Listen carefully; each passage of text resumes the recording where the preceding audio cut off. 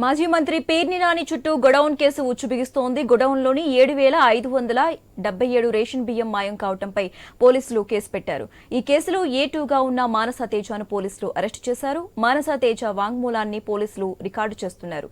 ఈ కేసులో మానస తేజ వాంగ్మూలాల్ని కీలకంగా భావిస్తున్నారు. ఈ వాంగ్మూలం ఆధారంగా మరిన్ని చర్యలు తీసుకునేందుకు సిద్దమవుతున్నారు పోలీసులు. అలాగే ఇదే కేసులో పేర్ని నాని భార్య జయసుధ, ఆయన కుమారుడు కిట్టు కోసం పోలీసులు గాలిస్తున్నారు. వాళ్ళిద్దరూ అజ్ఞాతంలో ఉండటంతో లుకౌట్ నోటీసులు జారీ అయ్యాయి. ముందస్తు బెయిల్ కోసం కోర్టును ఆశ్రయించారు నిందితులు. ఈ పిటిషన్లపై సోమవారం కోర్టు ఉత్తర్వులు ఇవ్వనుంది.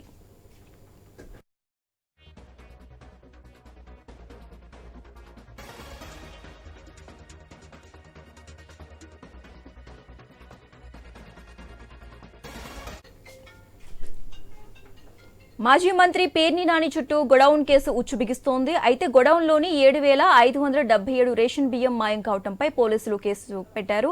ఈ కేసులో A2గా ఉన్న మానస తేజను పోలీసులు అరెస్టు చేశారు. ఇక ఇదే అంశానికి సంబంధించి మరింత సమాచారం మా ప్రతినిధి హరీష్ అందిస్తారు. హరీష్,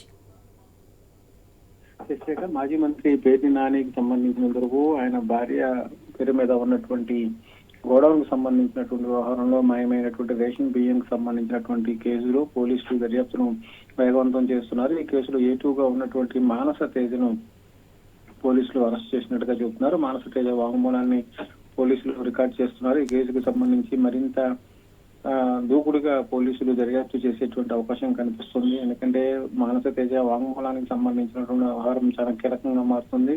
మానస తేజ చెప్పేటువంటి విషయాలను పోలీసులు రికార్డ్ చేసుకోవటం, ఆ తర్వాత పోలీసులు మరిన్ని అరెస్టులకు సిద్ధమయ్యేటువంటి సిచ్యువేషన్ కనిపిస్తుంది. వాంగ్మూలంలో పేర్కొన్నటువంటి రికార్డ్ ని ఆధారంగా చేసుకుని చర్యలు ఉండేందుకు అవకాశం ఉందన్నటువంటి ఒక అభిప్రాయం కూడా వ్యక్తం అవుతుంది. పోలీసులు ఈ కేసును మరింత సవాలుగా తీసుకుని దర్యాప్తు చేస్తున్నటువంటి సిచ్యువేషన్ కనిపిస్తుంది. కేసులో పేర్ని నాని భార్య జయసుధతో పాటు ఆయన కుమారుడు కిట్టు కూడా ఉన్నారు. వీరిద్దరి కోసం కూడా ఇప్పటికే పోలీసులు గాలిస్తున్నటువంటి సిచ్యువేషన్ ఉంది. ఇంకోవైపు చూసుకుంటే కనుక ప్రస్తుతం పేర్ని నాని భార్య జయసుధ, ఆయన కుమారుడు కిట్టు అజ్ఞాతంలో ఉండటంతో లుకౌట్ నోటీసులు కూడా పోలీసులు జారీ చేసినటువంటి సిచ్యువేషన్ కనిపిస్తుంది. ముందస్తు బెయిల్ కోసం కోర్టుని ఆశ్రయించేటటువంటి సిచ్యువేషన్. ఈ కేసుకు సంబంధించినంత వరకు కూడా సోమవారం ఉత్తర్వులు వచ్చేటువంటి అవకాశం కనిపిస్తుంది. ఈ వ్యవహారం రాష్ట్ర వ్యాప్తంగా కూడా సంచలనంగా మారింది. రేషన్ బియ్యానికి సంబంధించినటువంటి వ్యవహారంలో ఇప్పటికే పేర్ని నాని బియ్యానికి సంబంధించినంత వరకు కూడా అమౌంట్ ని డిపాజిట్ చేసినప్పటికీ కూడా కేసు నమోదు చేసి విచారణ పేరుతో ఆయన భార్యని కుమారుణ్ణి పోలీసులు అరెస్టు చేసేందుకు చేస్తున్నటువంటి ప్రయత్నం కొంతవరకు కూడా సంచలనంగా మారింది. ఈ వ్యవహారం పైన ఇప్పటికే పేర్ని నాని కూడా బయటకు వచ్చి మీడియా ముందు మాట్లాడినటువంటి సిచ్యువేషన్ కనిపిస్తుంది. ఎందుకంటే కేసులో అమాయకులను ఇబ్బంది పెట్టేటువంటి ప్రయత్నం జరుగుతుంది. రాజకీయంగా కూడా దీని విషయాన్ని తనపై లేదంటే తన కుమారుడు పైన ఉన్నటువంటి రాజకీయ కక్షతో జరిగేటువంటి సిచ్యువేషన్స్ అన్నింటినీ కూడా ఎదుర్కోగలం. కానీ ఇంట్లో కుటుంబ సభ్యులని మహిళలను టార్గెట్ గా చేసుకుని జరుగుతున్నటువంటి విచారణకు సంబంధించినటువంటి అంశాలపైన తీవ్ర అభ్యంతరం వ్యక్తం చేశారు. ఇందులో భాగంగానే ఇప్పుడు ఈ కేసుకు సంబంధించినటువంటి వ్యవహారాలపైన పోలీసులు మరింత దర్యాప్తు చేస్తున్నటువంటి నేపథ్యంలో కేసులో A2గా ఉన్నటువంటి మానస తేజని అరెస్ట్ చేసినటువంటి వ్యవహారం కూడా కలకలంగా మారుతుంది. ఇందుకు సంబంధించి పోలీసులు తీసుకునేటువంటి వాంగ్మూలం, ఆ వాంగ్మూలంలో వచ్చేటువంటి వివరాలను ఆధారంగా చేసుకుని పోలీసులు ఇంకెంతమందిని అరెస్ట్ చేస్తారు అనేటువంటి విషయం కూడా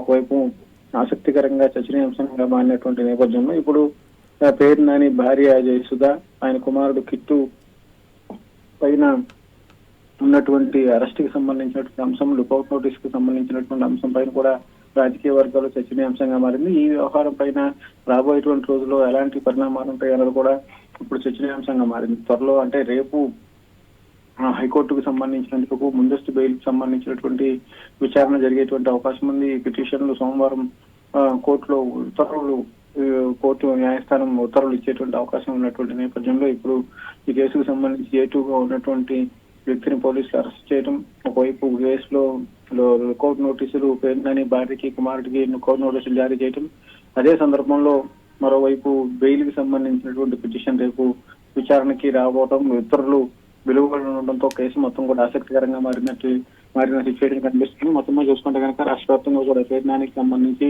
ఆయన భార్య జయసుధ, కుమారుడు కిట్టుకు సంబంధించినటువంటి వ్యవహారం చర్చనీయాంశంగా మారింది, ఆసక్తికరంగా మారింది. ఒకవైపు ఇది రాజకీయపరమైనటువంటి దాడిలో భాగంగానే జరుగుతుందన్నటువంటి అభ్యంతరం వ్యక్తం చేసినప్పటికీ కూడా పేర్నాని నిన్న మీడియా ముందుకు వచ్చి తన భార్యపై జరుగుతున్నటువంటి అసత్య ప్రచారాలు, ఇష్టానుసారంగా జరుగుతున్నటువంటి పోస్టింగ్లు, అసభ్యంగా పెడుతున్నటువంటి పోస్టింగ్లకు సంబంధించినటువంటి వ్యవహారం ఇవన్నీ కూడా ఇప్పుడు పేర్నాని తన వైఖరిని బయట పెట్టినటువంటి సిచ్యువేషన్ కనిపిస్తుంది. సో ఇప్పుడు ఈ వ్యవహారం పైన భవిష్యత్ కార్యాచరణ ఎలా ఉండబోతుంది, ఎవరిని అరెస్ట్ చేస్తారు, బెయిల్ వస్తుందా రాదా అన్నది కూడా ఆసక్తికరంగా మారింది. ఈ నేపథ్యంలోనే ఏటూగా ఉన్నటువంటి వ్యక్తిని పోలీసులు అరెస్ట్ చేయడం, అందులో వాంగ్మూలం రికార్డ్ చేసేటువంటి ప్రయత్నం చేయడం, వాంగ్మూలంలో వచ్చేటువంటి వివరాలు ఎలా ఉండబోతున్నాయి, ఆయన చెప్పేటువంటి స్టేట్మెంట్ లో ఎవరెవరు పేర్లను పేర్కొంటారో, ఆ తర్వాత అరెస్టులు ఏ విధంగా ఉంటే కేసు ఏమో తిరుగుతున్నారని కూడా ఇప్పుడు ఆసక్తికరంగా మారినటువంటి సిచ్యువేషన్ కనిపిస్తుంది. Okay, right. Thank you Harish.